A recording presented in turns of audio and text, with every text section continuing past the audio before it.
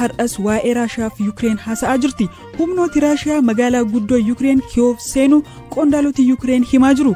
Lammiilee Itoophiyaa Yuukireen jiraatan baasuuf karaa embaasii Itoophiyaa Jarman jiruun tattaaffiin taasifamaa jira.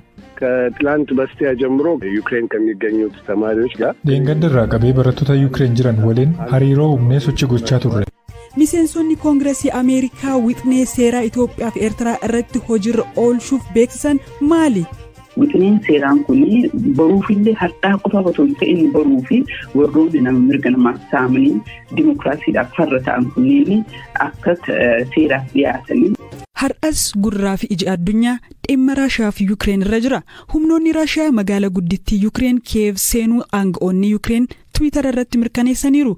Ministeerri ittisaa Yuukireen diinni keenya jidduu galeessa Kiyev irraa kiiloomeetira 9 kan fagaattu ollaa oboloon keessa jiru jedhe. Jiraattonni naannichaa akka lolanii fi gariin immoo akka dahatan hubachiisan.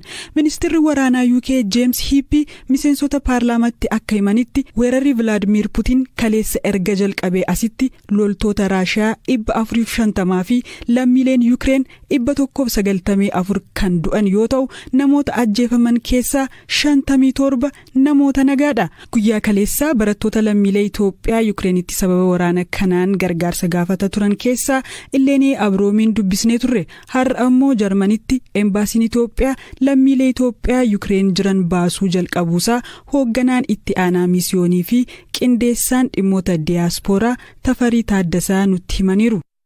ከትላንት በስቲያ ጀምሮ ዩክሬን ከሚገኙት ተማሪዎች ጋር ደንገደራ ቀቤ በረቱታ ዩክሬን ጅራን ወሌን ሀሪሮ ኡምኔ ሶቺ ጎቻ ቱረ ሚኒስትራ ዲማላ ፖላንድ ወሌንስ ገመ ኢሜይል ፊ ብልብላን ጋፈኔ ለሚሊዮን ኢትዮጵያ ከለቲን ፖላንድ ገለኒ ገረ ኢትዮጵያ ከደመን ሃለኑ ሚጀሰኒሩ ገረ ፖላንድ ገሉዳፍ ዳንዲን ኮንኮላታ ሰበበ ትራፊካን ዋንጩፈሜፍ ደንቀሙ ሳኒ በከቡዋን ሳኒ ቶኮ ነጋ ከታን ነቲሜራ ዳንጋ ፖላንድ ረወድ ጅራን ገሩ ሶቾው ጀልቀበኒሩ ሃለቅ እንዳተን Telegraama baratanii odeeffannoon kennuun kan ba'aa jiran barattoota 40 Yuukireen jiran akka ta'an nutti himani. Namoonni dabalataa yeroo jiraatanis lakkoofsa keenya kennee jirra. Marsariitii keenyaanis ergaa yoo erganis odeeffannoo isaanii walitti qabaa jirra. Waraanichi kan hin eegamne gatii ta'eef jalqabarraa naanii turan. Erga nu quunnamanii booda garuu tasgabbaa'anii jiru. Yaaddoon isaanii inni guddaan mootummaan Poolaand nu galchuu kan jedhu ture. Erga Poolaand galanii ofii isaanii tikkeeta xiyyaaraa bitanii kallattiin biyyatti deebi'u. Qophiidha. Waraana keessatti wanti mirkana ta'e jiraachuu dhiisuu mala. Iddoo cufame tokko keessa ijoolleen jiran yeroo murtaa'eef danqamuu danda'u. Warreen odeeffannoo kan argatan kunneen garuu nagaan gara biyya isaaniitti ni deebi'u.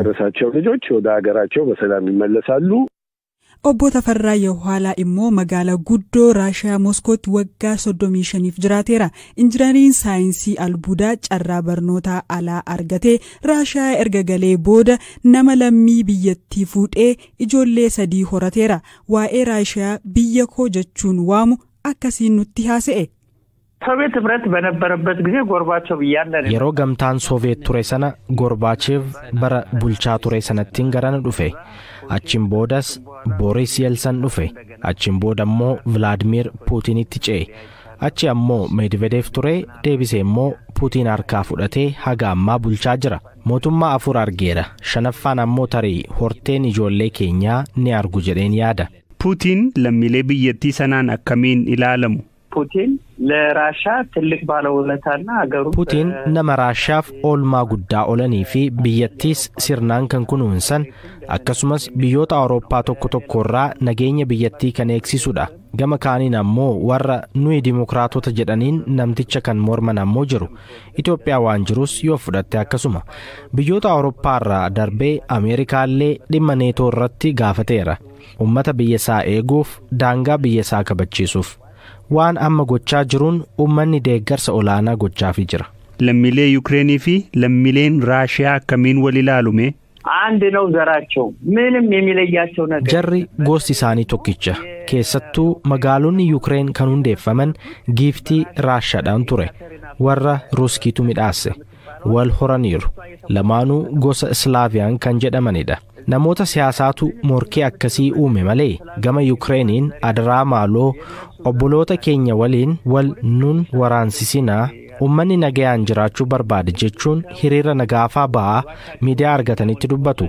Wanti isaan gargar baasu hin jiru. Kan isaan gargar baase dhimma siyaasaa fi daangaadha. Mooskoon wayita ammaa maal fakkaata? Wanta argitan nutti himaa. የሚገርም ነገር በአሁኑ ሰዓት ምንም yeroo ammaa kanatti waa'een waraanaa fi waraana fakkaatu wanti tokkollee hin jiru. Raashiyaan achi galuu ishee kan asteenyee arginu gama televezyiinii fi miidiyaa hawaasaatiin argina malee wanta tokkollee hin agartu. Uummannis kun tapha siyaasaa akka ta'e waan beekuu fi rakkoo jarri Awurooppaa fidan akka ta'e waan beekuu fi dhimmuma kana faarratti dubbata malee dhiphachuun kanaa fi sana haa goonu kan jedhu hin jiru. Isin Mooskoo keessa mana nyaataa akka qabdan nan beeka. Hojiin hin qabbanaa'e moo akkami? ከበፊት ከነበረው ምንም የተለየ ነገር የለም. Wanta duraan ture irraa wanti adda ta'e homtuu hin jiru. Namni waa'ee waraanaa yaadu hin jiru. Baay'een isaanii inuma TV irratti siyaasa ilaaluurra kubbaa miilaa ilaaluu filatu. Paaspoortii Raashiyaa qabdu miti yoo gaaffiin isinii dhiyaate biyyattiif duultu jechuudha?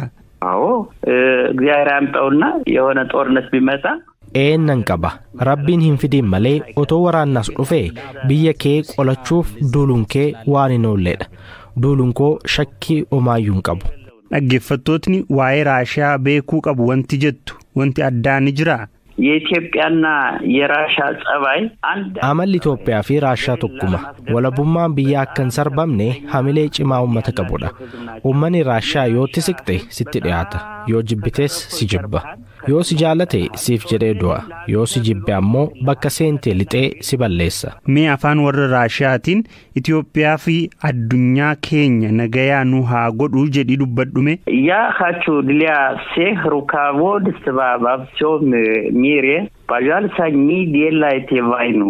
Дайте нам жить спокойно. Мы хотим мир. И все.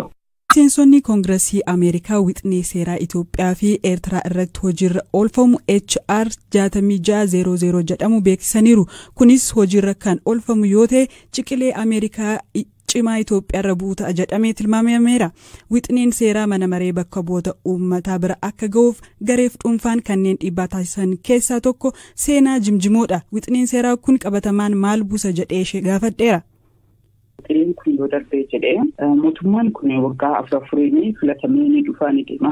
Mootummaan biroo dhufu mootummaa kun akka ta'u hin beeknu. Akkasumas immoo mootummaan kun iyyuu haala adda addaatiin poolitikaadhaan waan influence ta'uu fi jijjiiramuu danda'a. Wixineen kun immoo mootummaa ta'ee dhufee mootummaa ta'ee taa'ee jiraate wixineen seeraa waan ta'eef yoo darbee jedhee itti seera Koongireesiin Ameerikaa. Koongireesii jechuun warra seera tumu. Seera jaltuutuman kana ammoo hojiirra oolchuun dirqama mootummaa filameessanii yoo darbee jedhee hedduu guddaadha waan gaariidha Itoophiyaa hundaaf iyyuu. Kana duras yeroo si wajjiniinis yeroo haasofnee gaaffii deebii taasisnee HR 128 wixineen seeraa akka raggaasifamee ture nutti haasofteetta. Inni faa maal milkeesse kan ammaa kun immoo isa duraarraa akkamiin addadha akkamiin safaruun danda'ama bu'aan ni buusuu danda'u.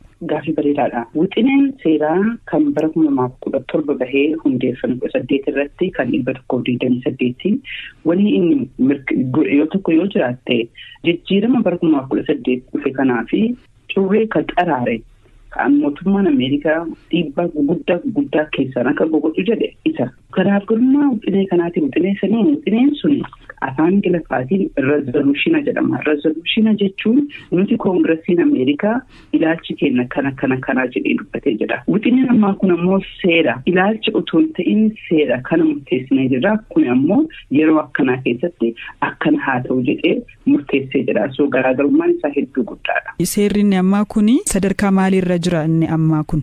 Wixineen tokko yoo bahu yeroo bakka sadii deema. Sabkomitee Afrikaa bakka naannoo sadii ilaaluutu warra san tolitti dhufee nama 15 dabarsee jedhamu xileessa walii galee. Itti aanu ammoo hajaa biyya alaa fool abseer warra jedhamu much bigger walmaa guddaadha jechuudha. Achi darbaa jechuudha. Inni sadaffaan ammoo kadhumaati jechuudha. Amma lama dabree akka sadaffaa kadhumaarra jira jechuudha. Mana guutuutu itti mirkaneessuu deema jechuudha. Harka 70 fiqee jira. Karaa dhumaatiif deemaa jira. 70 ol. Yoo wixineen seeraa kuni darbee jedhee waan akka milkaa'u barbaadamu inni guddaan maalinni? Wixineen seeraa kana wanti inni guddaan milkaa'amuu barbaadu mootummaan Itoophiyaa mootummaan Ameerikaa kun hedduu kadhaa fi obsa guddaa keessa dabarsee waggaa kanaa fi waggaa tokkoof olii kan akka jechuudha. Haa ta'u malee mootummaan Itoophiyaa gochi inni uummata isaa irratti godhaa jiru Itoophiyaa qofa osoo hin ta'in tasgabbii naannoo waan miidhaa jiruu fi akkasumas immoo bakka biizinasii guddaa irratti waan miidhaa guddaa godhuu fi wixineen seeraan kun baruufillee har'aa qofa osoo hin ta'in baruu fi warroonni nama mirga namaa saamanii dimokiraasiidhaaf farra ta'an kunneen akka seeraaf dhiyaatanii. Kitaabota dhiyeenya kana kibba Oromiyaa godina Booranaa keessatti maxxanfaman kanneen Hulleessa, Qunceen Muhoo Muhaa fi kaan keessatti qubeen dachaa Haaraa jedhamuu fi kaan hojiirra ooleera. Afaan Oromoo keessatti qubeen dachaa dabalatanii barbaachisa. Wanti irraa hir'atoo jiraachuu mala yoo ta'es adeemsisaa akkam ta'uu qaba. Dhimmoota kanneen baruu fi adeemsi ittaanu maal ta'uu qabaa kan jedhu baruuf qaamolee garaagaraa lama dubbifneerra. Barreessaan kitaaba Hulleessa Nagallee Booranaa Halakee Dabbasoo qubeen dachaa kun ni barbaachisaa namoota jedhan keessaati. Jalqaba jechichi yeroo dubbifamu akka qooqa keenyaatti Hulleessa jedhamee osoo hin ta'in Hulleessa jedhamee dubbifama. Amma jechi kaa jedhuu fi jechi haa jedhu nu biratti qooqi isaa akkaataan qooqa xiqqoo garaagarummaa in uuma. Naannoo Booranaa yoo fudhattee Gujiis dabalatee akkasuma ammallee naannoo Harargee dabalatee naannolee gara naannoo Soomalee dhiyaatan kanallee tokko tokko afaan Oromoo yaa kun beekama afaan bal'aa beekamaadha. Akkaataan qooqichaa kan naannoo sanii dubbatamu kaa fi haa jechi jedhanii jira. Haa jechi jedhan kanaafuu Oromoo naannoo bira keessatti jechichi hin argamu. So afaan Oromoo ammoo yeroo barreeffamu akka dubbatametti barreeffamuu qabaa miire akka dubbatametti barreessuu fi jechichi achi keessaa nuti fudhachuu dandeenyu keeyyuu osoo hin ta'in keechiin kun laaffisee garaa haa jechi jedhuu saa jechuu jechi. Agartee qubee jechi keessa sadarkaa jechaa yoo deebine kaa fi haan garaagarummaa fuulaan itti uuman jiru jechi haa jettee ati dubbistu. Haa jettee dubbistu yeroo hiika biratti hin jira naannoo keenya keessatti jechuudha. Hulleessa yoo nu jenne hiikaan inni qabuu fi hulleessa yoo nu jenne hiikaan inni qabu garagar ta'uu danda'a naannoo keenyatti jechuudha akkaataa garaagaraatiin ilaalamaa jechuudha. Inistituutichatti qindeessaa garee caaslugaa kan ta'an kaadhimamaa Dooktaraa Baqqalaa Bukkoo dhimma qubee dachaa kanaa quba akka hin qabnee fi kitaaba kanaan maxxanfames amma dura akka hin agarre dubbatan. Wantichi ani ammaaf waa'ee macaafa maxxanfamee sanillee beeku haa ta'uuti garuu qubeen kun yoo filatamu seera mataasaa qaba akkasumaan calliseetuma gareen tokko ka'ee qubee kana danda'u uumuus hin danda'u. Saayinsiin qubee ittiin filatan eenyu filata waan jedhu sun afaan jechuun walitti qabaa lootaati. Naannoo kibbaa kun immoo looga kibbaa warra jedhamanidha warra godina Booranaa Gujii dabalatee. Sadarkaa akka afaan Oromootti immoo qubee waan ta'ee qubeen sirna barreessuu keessatti itti fayyadamnu nuti kanaan dura wanti beeknu qubeen madachaa maatii jettisaniin ala wanti amma dabalame hin jiru. Kana yoo godhames immoo kanayyuu waaltessee ta'ee kana uummata kanaaf Oromoo maraaf kan bakka buusu giddugala qorannoo fi qo'annoo Oromootti koree waaltinaa wanta akkasii kana nuti nuuf haaraadha. Kanaafuu amma dura isin biratti wanti dhiyaatee yookaan gaaffiin isin bira ga'ee hin jiru jechuudha. Hin jiru waan akkanaa kana filannaa qubee ijaa nu barbaachisaa torba nu barbaachisaa qubee dachaa hin jedhu kun waan nu biratti dhufeetoo irratti mari'atames hin jiru akka giddugala aadaa Oromootti yoo ta'e sagaleessii qorannoo Oromootti wanti kanaan dura ka'e hin jiru inni amma jettan kun naanaaf haaraadha akka ogeessa tokkos. Wanti barbaachisaa ta'e qorannoon deeggaramee yoo barbaachisaa ta'e garuu itti dabalamuus ni danda'a miti. Seerri akkasi adeemsuma isaa tokko selection of script kan jedhu seera saayinsii mataa isaati. Eenyu filata maaltu filatama akkamitti filatama afaan sun qubee akkamii barbaada jedhuun saayinsii hordofuu qaba.